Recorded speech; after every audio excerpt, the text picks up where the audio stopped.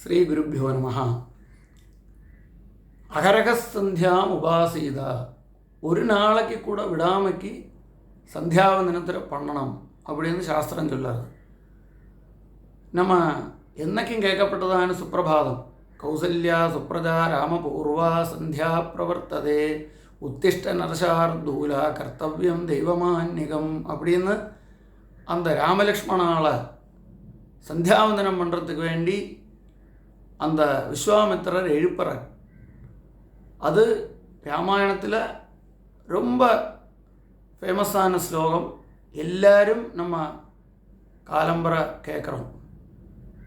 அது கேட்டானாலும் அர்த்தம் தெரியும், சில ஆளுக்கு தெரியாது. தெரிஞ்சவாளும் சந்தியாவந்தனத்தை பண்ணுறதில்லை. ராமாயணத்திலே பல இடங்களில் சந்தியாவந்தனத்தோட பிராதானியம் வர்றது. நிறைய பேர் மெசேஜ் போட்டிருக்கா, டைம் தீர இல்லாததுனால சந்தியாவந்தனம் பண்ணுறது ரொம்ப கஷ்டமாக இருக்குது அப்படின்னு. அப்போது சந்தியாவந்தனத்தை நமக்கு ரொம்ப பிஸியாக இருக்கும்போது எப்படி பண்ணணும், நமக்கு நிறைய டைம் இருக்கும்போது எப்படி பண்ணணும் அப்படிங்கிறதும் டெஃபினட்டாக நமக்கு தெரிஞ்சுக்கணும். காரியம் நம்ம புராணங்கள்ல எல்லாம் பார்த்தாச்சுன்னா, மகாபாரத யுத்தம் நடந்துட்டுருக்கிற சமயத்தில் சந்தியாகாலம் வந்தோன்னா அந்த யுத்தத்தை நிறுத்தி மண்ணை கையில் எடுத்து அர்க்கியம் கொடுத்தா அப்படின்னு இருக்கு. ஜலம் இல்லைன்னா மண்ணால் கூட அர்க்கியம் கொடுக்கலாம். ஆனாலும் சந்தியாவந்தனத்தை விடப்படாது அப்படின்னு தெரிகிறது.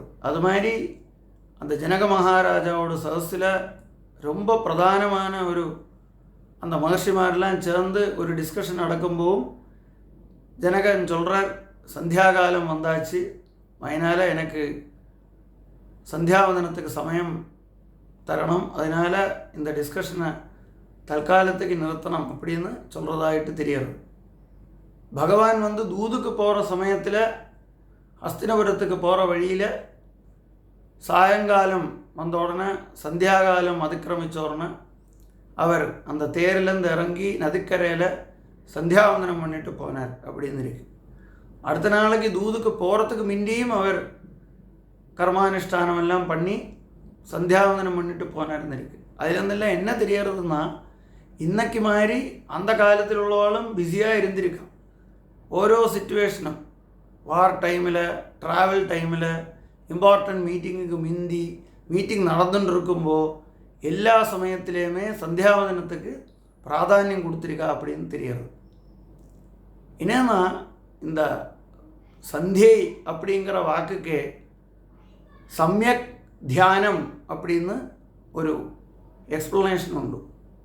தியானம் பண்ணுறதுக்கு ரொம்ப அந்த உத்தமமான சமயம் அப்படின்னு எக்ஸ்ப்ளனேஷன். அப்போது எல்லா இடத்துலையும் அலபாஞ்சுன்னு இருக்கிறதான மனசை, நம்மளோட மனசுக்கு விக்ஷேபமும் உண்டு, அது மாதிரி அந்த ஆவரணமும் உண்டு. மனசு இப்படி ஒரு இடத்துல நிற்கவே செய்யாது, போயிட்டே இருக்கும். அப்படி போயின்னு இருக்கிறதான மனசை ஒரு 3 வாட்டி அதை கண்ட்ரோல் பண்ணி பகவானில் அந்த மனசை கொண்டு வர்றது அப்படிங்கிறது தான் சந்தியாவந்தனத்தோடு ஒரு பிரதான கர்மமான அந்த காயத்ரி ஜபம் கொண்டு நம்ம உத்தேசிக்கிறோம். அப்போது அந்த தியானம் அப்படின்னாலே வெளியில் போகப்பட்டதான மனசை பகவானில் அப்படி கொண்டு ஃபோக்கஸ் பண்ணுறது, இல்லைன்னா லயிப்பிக்கிறது அப்படின்னு தான் தியானத்தோட அர்த்தம். அதனால தான் எல்லா இடத்துலையுமே நம்ம தியான ஸ்லோகம் வச்சுருக்கோம்.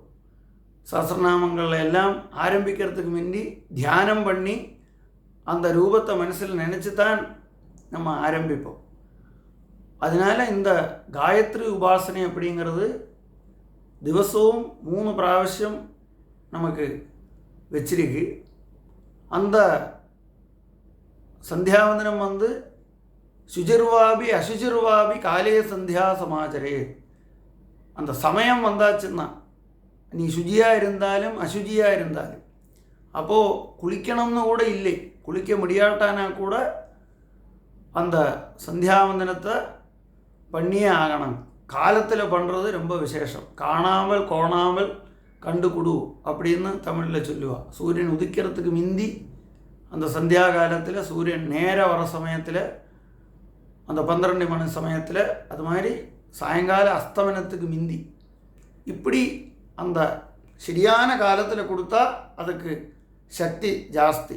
சரியாக பசிக்கிற சமயத்தில் அது நம்ம சாப்பாடு நமக்கு எப்படி ரொம்ப பிரயோஜனமாக இருக்குமோ, அப்புறம் பசியெல்லாம் போயிட்டு சாப்பிட்றதும் பசிக்கிறதுக்கு முந்தையே சாப்பிட்றதுக்கும் அது வித்தியாசம் உண்டுங்கிற மாதிரி அந்த சரியான காலத்தில் அப்படி அதுக்கு அந்த காலத்துக்கு ரொம்ப வைசிஷ்டியம் உண்டு.